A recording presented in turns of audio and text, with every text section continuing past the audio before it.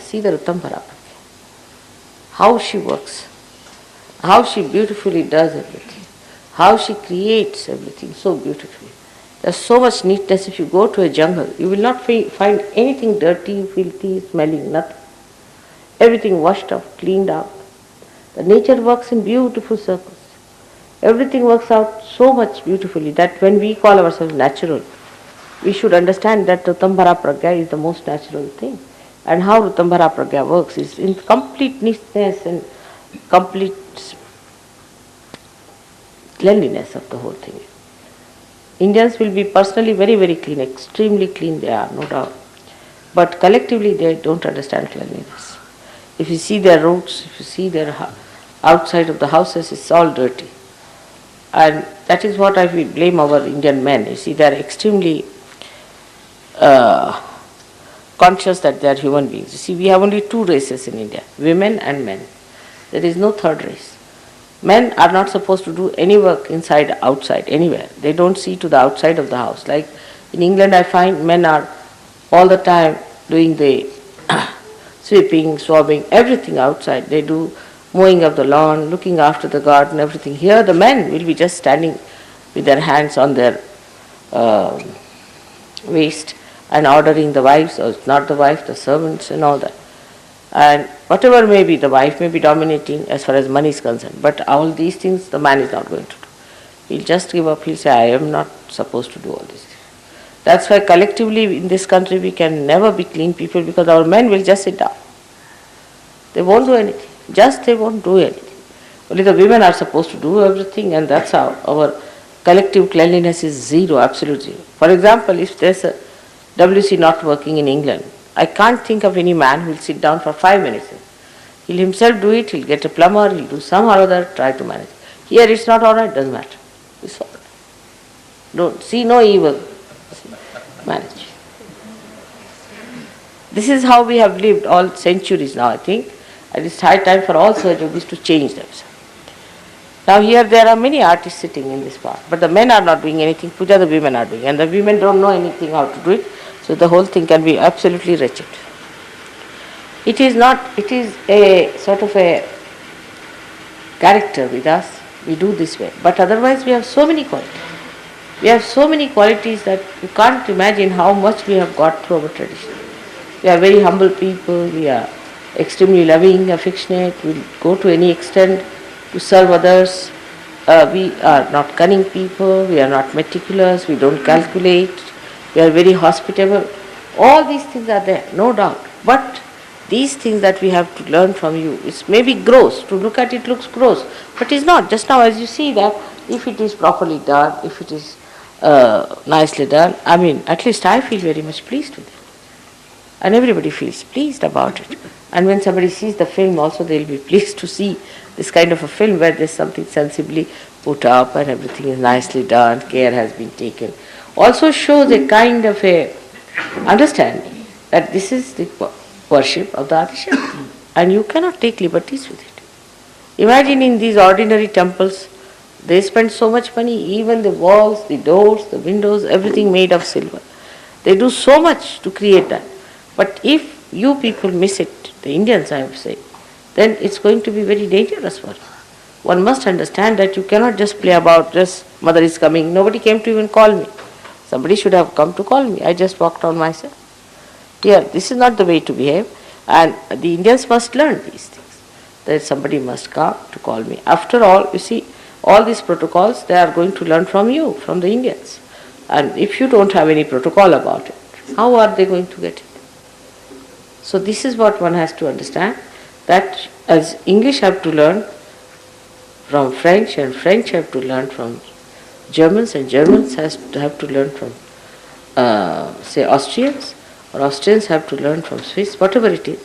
It's very important that the Indians must learn from the Western people. Certain things, that the way they respect their women, first of all that thing.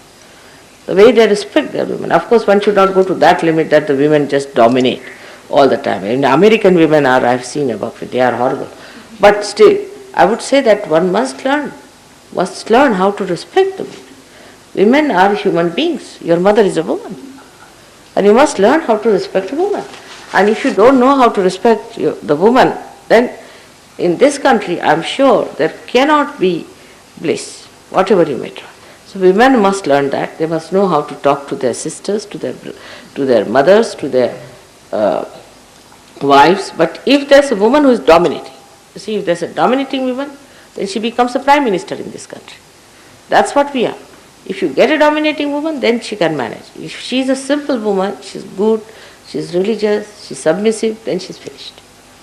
If she's dominating, then men are afraid of such women. This is very sad, and that gives a very bad impetus.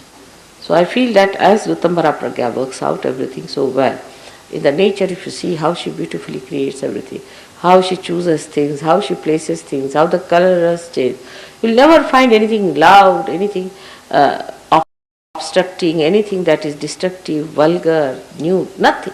Find everything so beautifully done that it creates an inspiration in a human mind, in a human heart, which can be of a stone also. Even French, you see, they get inspired by Ritambara Pragya. So you can imagine people with stone hearts can get inspired. People who have very funny ideas about human beings can get inspired by Ritambara Pragya. So why not? We, the Sahajogis, should get inspiration from Ritambara Pragya and try to make everything look nice, beautiful, and must have coefficients by which we can have the proper channel for our vibrations. This is what I feel is lacking in the coordination between East and West. Let us give them this simple thing as to understand how you respect your women, how you respect the aesthetics, how you look after things. I know in London, supposing I have to have a puja, I don't have to see these things at all. On the contrary, I am enamored the way things are done. Always. Here also they work out, I am not saying always, but it could have been much better, a little bit, because the film has to be done and all that. But this is the trouble, is that in our everyday look, outlook, we are like that. You will see that everywhere you go in the villages. The problem is there are bathrooms, there are WCs, but never repaired. One spoilt means spoilt once for all. Telephone is spoilt, it is spoilt forever. At least in America, people will go and buy, they may not repair. They will go and buy new one. Here they will not buy new one, nor they will have any repairs. Carry on with it throughout. That is a very bad character we have got, which we must change. We should try to see everything is working out. Now come to the Kundalini. Supposing the Kundalini goes out of order, are we going to give it up? If one chakra is not good, are we going to give it up? If there is something wrong with that point, Indians are very particular, much more than the Western. If the Kundalini is out, they will get after it. If one chakra is out, they will get after it. They will clean it, because they are the roots, you see, and the root doesn't bother about the beauty. But the tree has to look after the beauty. So this is a combination which has to be worked out properly by you both. And the things will work out very well, I think, if you understand what co-relationship you have with each other, what you have to learn from them and what they have to learn from. Now today is a special day I thought of having a puja, because today is the moon just see in front of me here. And today is the day, first day, the moon is waxing. In the science of Sahaja, the moon is the spirit in our heart. It is the spirit in our heart. मी मराठीत बोलणार नंतर. Is the spirit in our heart, and it shines when the sun reflects on it. When the sun that is the Son of God. When the Son of God reflects on the heart, then the moon shines in a human heart. But when it shines as a moon, then Shiva himself lifts it up and puts it on his head. So the human beings who are blessed by the Son of God, who are being awakened by the Son of God, that is, we can say that it is Shri Ganesh or Lord Jesus Christ, any one of them, if they enlighten the heart of human beings, then it becomes a shining moon. And the Amavasya, the day when it's the dark night, is when a man is not a realized soul at all. The realized soul is like the full moon. Now today is the day when the moon is slightly 1 degree less. It's an important day for us because this is the first day when it is waxing. And that is the day we have to fix up our moon within ourselves. That we start waxing by degrees. Into 16 degrees we go on waxing. And when that happens, we don't realize that there is no shine in it. Shine is going out. And we have to be careful, we have to look after it, and we have to work it out so that we worship that day when it starts waxing. It can wax with many things. You see, we have so many ways of finishing off the light that God has given us in our heart, that is the spirit.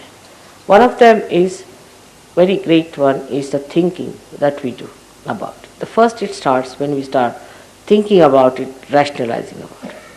You must know that when I speak, I don't speak. Actually, these are all mantras. Whatever I do, I work it out in such a way that what I am saying works out within you. It's the Kruta Yoga, and it works out. When I say that, the whole machinery gets geared up. So when I say something, if you start reflecting it in your mind, you are gone, because you are not receiving what I am trying to do. If it is a mantra, that means whatever I am saying, those sound waves will create that being within you that I am describing. So at that time, once you start thinking about it, you cannot receive it because you have put a barrier of your thought. So when I am talking, just try to receive it. Just say yes, yes inside, so that you receive it within yourself. So this is one of the greatest problems of today, is that whatever you say, everybody must answer, everybody must argue, everybody must say, no, this could be that way, that could be, there are alternatives, this, that, everything goes on. There's no need at all to do all that. And when you start doing that, then all the gods and goddesses get angry one by one, and that's how you start losing your light within yourself. So this is the most displeasing thing for gods and goddesses, that you don't recognize me, that you don't recognize me fully, that you still argue with me, still you start asking questions, still you start giving me alternatives. Absolutely, this is just not necessary for you to go on arguing, to go on discussing it. It is just that you assimilate whatever I am saying, and that assimilation itself will open out those new dimensions within you which God wants to be opened out. So better surrender in that way your ego. Ego is the one that makes you say something, argue something, discuss something. And this is what is the biggest problem that I have seen when the first day of the waxing starts. So today is the first day when we should say that our ego should not start that drooping down. It was nice to dance, enjoy everything. But then when you sit down, while dancing you can't think, thank God. But as soon as the whole thing is over, you sit down, again the mind starts going on, tuck, tuck, tuck, tuck. And then we start thinking. And once we start thinking, then we are losing that light which we have received. Sort of the moon has started waxing. And at that point, one has to be careful, because that's the most important thing. If you do not allow it to happen first time, then it can stop. It's very simple to understand that if you can stop sari on a last bit of it, it will not blow out because you are holding on to it. So at the very beginning of waxing of the moon, if you are careful about it, if you are alert about it, it will never happen. Whatever you are achieved will be sustained, and then you can increase. But that's a very important point which we miss, and that's why we have lots of trouble and lots of problems in search of. So now as you are moving for your further journey, so many of you have come for the first time, I have to tell you, don't think, don't reflect. In this you must learn from Indians. They don't think about these things. But they have to think, because when they think, they'll start thinking about gross things which they have to think. I mean, you don't think, you'll be giving up all that is nonsensical that you have been thinking about. So don't think about it, don't reflect, don't bother. Try to be subtler and subtler and not misidentified with your tags that are outside, like hooks, you see. And the mind is like a hook. I've seen all of you have some one hook outside and all the yarns go, hook round it, again another yarn goes and hooks round it. And the whole mind is attached to that hook. That is Mr. Ego. If you can cut your string somehow or other and say, I'm not going to think, I have come here for my spiritual ascent, let me be what I am. If mother says something, I'll listen to it. She scolds me, I'll listen to it. She does something, whatever she does, let me see that as I have come here for chiseling out myself, let her chisel me out, let the nature chisel me out, let the whole atmosphere chisel me out, puja should chisel me out, but you just become like a beautiful, we can say, a jade in the hands of the divine. And allow the divine to take out all your beauty. Just allow the divine to take out your beauty, and then you can enjoy your beauty. But if you hang over to all these old things, then it will be very difficult. So as being the first day, I have started it on the day when the moon is about to wax. See, I hope you'll be all very careful about it. Be alert. You have to be very alert. You have to go beyond time. You don't have to think about food. Once in a while, if you don't eat, doesn't matter. Nobody's going to die, I tell you. We don't eat for days together, nothing happens to us. So food has not come, the breakfast time, the dinner time. I mean, food is a religion, I think. So everything has a time. Here there is no time for anything. We do whenever we feel like. You see, let's do that way. So we have to be prepared for a nice, thorough cleansing and a very enjoyable time throughout. These two things can work hand in hand. If you just accept that you don't have to think. If you don't think, everything can be done without any problem and you'll enjoy life very much. So that's one thing.